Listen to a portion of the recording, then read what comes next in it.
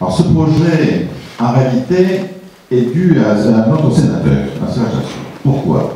Pendant ses pérégrinations, il a rencontré la fameuse coopérative représentée ici par M. Cour. Et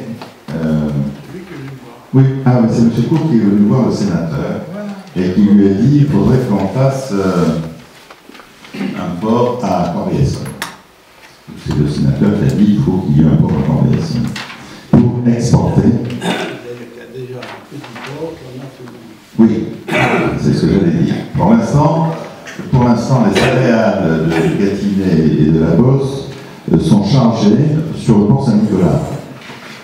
Non seulement ça met une cinquantaine de camions tous les jours dans les rues de Corbeil-Essonnes, ce qui est absolument insupportable.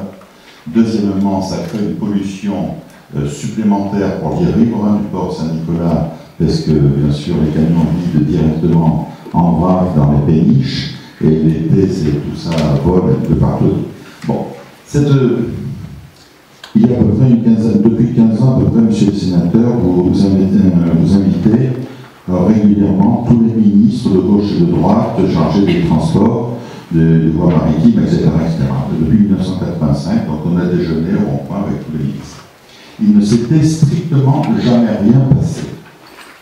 Et puis un jour, quand on a lancé le problème, on a eu la surprise de voir arriver, monsieur le préfet, un fonctionnaire du port autonome, qui est monsieur Fou, qui s'est présent, qui s'est vraiment intéressé au projet, et comme nous avions une fréquence de réunion tous les 15 jours, depuis le mois de septembre, nous sommes réunis pratiquement tous les 15 jours, eh bien nous avons réussi à faire avancer ce projet. Nous avons des projets, nous avions acheté à l'agglomération sur proposition de Michel Bernard, mais pour une toute autre utilité il y a 2 ans, le terrain que je vous montrerai, qui est juste au pied du pont, à la sortie de la Francilienne.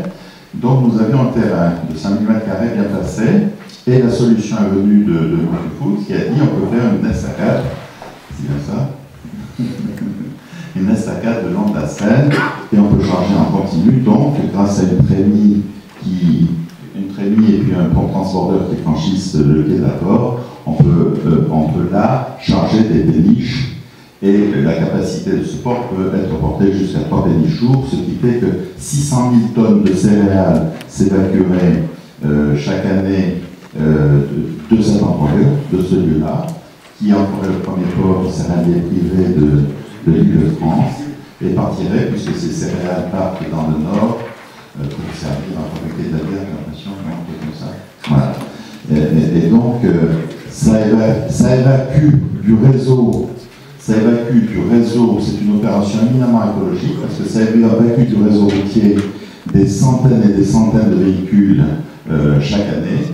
À moyen terme, mais à l'échéance de 3 ans, ce serait plutôt 300 000 tonnes, avec un outil qui est dimensionné pour recevoir 2 bateaux jour, avec quelques aménagements dans un deuxième temps, mais qui pourrait effectivement atteindre facilement 400 000 tonnes, puisque le potentiel de l'ensemble de ces zones représente à peu près... 400 000 tonnes, c'est le potentiel de la zone de proximité, voilà, pour la voie autour des Tempes et un peu au-delà.